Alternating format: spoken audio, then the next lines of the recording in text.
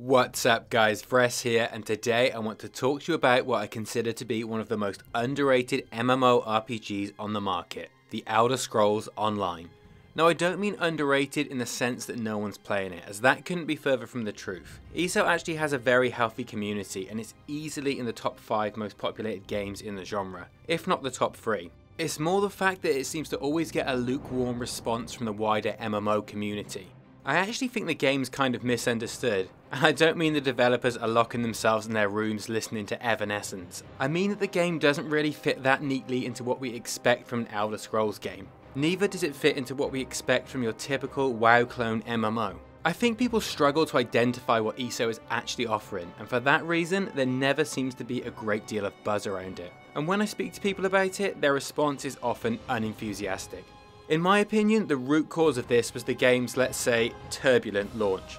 To be fair, the marketing for ESO did make it feel like it was going to be the full Elder Scrolls experience in an MMO setting. And while some of us knew that technical limitations meant that it was never going to be exactly that, the vast majority didn't know any better. Which is fair enough, I mean, why would they? Inevitably, a lot of Elder Scrolls fans felt disappointed at launch, as the game just didn't feature that immense level of fine detail and polish that we're used to in a single-player Elder Scrolls game. Couple that with some of the immersion-breaking bugs that were present at launch, and it's no wonder that people still have a negative impression of ESO in their minds. However, despite the shaky launch, the developers have worked tirelessly ever since, fixing issues, bringing out solid new content, and tweaking various in-game systems. In my opinion, this has resulted in a game that deserves a second shot, and I think that a lot of people who gave up on it at launch might be pleasantly surprised. After all, I was one of those people. Anyway, let's take a look at what you can expect from The Elder Scrolls Online. First of all, the game features a great storyline. Granted, it's not quite the same level that you'd expect from a single-player RPG, but it's certainly one of the best by MMO standards, which is kind of what you'd hope for a game set in the Elder Scrolls universe. The story experience is also greatly enhanced by the fact that you can experience it with your friends, which of course is the beauty of the game being an MMO. Pretty much everything in the game is voice acted, even the minor interactions with NPCs, and this, in my opinion, is something that massively helps you to engage with the individual characters as well as the wider story. This above average level of storytelling isn't unique to the main storyline either. You can stumble upon a genuinely interesting and exciting storyline by accident in ESO. In general, MMO side quests often just consist of tedious filler content, and while there is some of that, a lot of the side quests are far more immersive than what you would typically experience within the genre.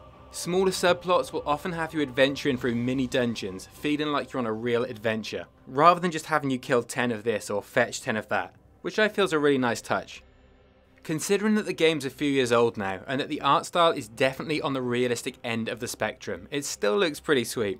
After all, games that go for realistic looking graphics do tend to age much faster than cartoony ones. It definitely feels like an Elder Scrolls game in that regard, especially once you pick up the Morrowind expansion. Those of you who played Morrowind as a single player RPG back in the day will definitely be taking a bit of a trip down memory lane.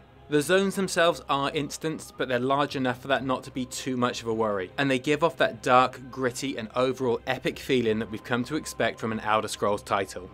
Classes can be a little deceptive in ESO, as while the game only features a small number of classes, the degree to which you can customize them is pretty significant. In true Elder Scrolls style, your character will be able to use all weapon and armor types regardless of class. This can make for some really fun and inventive playstyles. Of course, there'll always be optimal specs for the most challenging content, but that doesn't mean that you can't have a bit of fun and play something totally unique the rest of the time. In terms of races, you have your typical human, orc and elf variants, as well as the lizard and lion boys we've come to love in Elder Scrolls games. Each come with their own set of racial traits that give them advantages in certain roles. The character customization is also reasonably deep, so you can make your character feel really unique to you. You'll experience different start areas and storylines based on the race you pick, so it's definitely worth doing your research up front and deciding what's right for you. I actually put together a couple of videos a while back that can help you pick the best race and class combination for your playstyle, and I'll make sure I link them in the description of this video. In terms of PvE content, you have the typical MMO blend of questing, gathering, crafting, and group content such as dungeons and raids. Like I said previously, the main draw for me has been the quality of the storyline, which I truly believe is a competitor for the best in the genre. However, I know that you guys, as MMO players, are going to be interested in whether the game is going to provide you with some challenging group content to sink your teeth into. Well, you'll be pleased to know that the answer is yes, at least to a reasonable extent. The game might not be the first choice for hardcore raiders coming from games like World of Warcraft, however, you will be able to participate in both dungeons and raids, or trials as they're known in ESO, that offer adjustable difficulty levels. From my experience so far, I'd say that the game is best suited to casual and semi-casual players who are looking to enjoy the questing experience while still having the option to group up and take on a challenge together. My advice is to enjoy the PvE content in ESO for what it is, and not to go in expecting the same experience as you get with World of Warcraft's raids and Mythic Plus dungeons. The PvP community in ESO isn't massive, but there's a subset of players who are massively engaged in it. You can take part in the large-scale PvP scenario known as the Alliance War within the enormous PvP-focused region of Cyrodiil. This involves large-scale battles, conquering objectives, and laying siege to enemy keeps. If your alliance manages to capture all 6 inner keeps, then the player with the most points will be crowned as Emperor. What I thought ESO was lacking at launch was smaller-scale battlegrounds that feature in other MMOs. Fortunately, that was fixed with the release of the Morrowind expansion, which brought Battlegrounds into the game, offering modes such as Team Deathmatch, Capture the Flag, and Domination.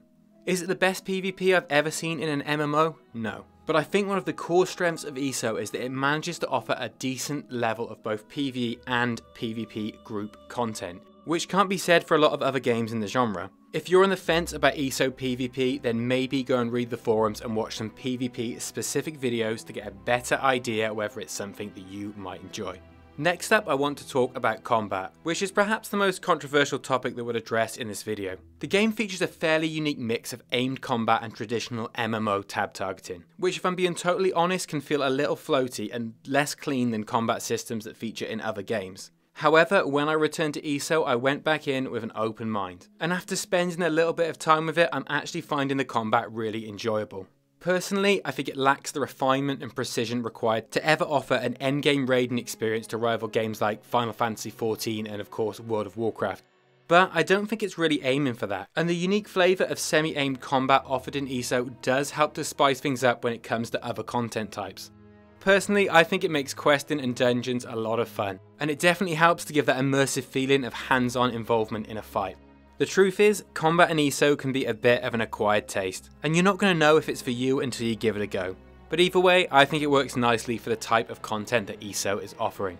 If you're thinking of checking the game out, then you might be happy to hear that they dropped the game subscription model some time ago, which really lowers the barrier to entry. Though unfortunately, they don't seem to run a permanent free trial. So if you want to try it for free, then you're going to have to wait for the next free weekend to run.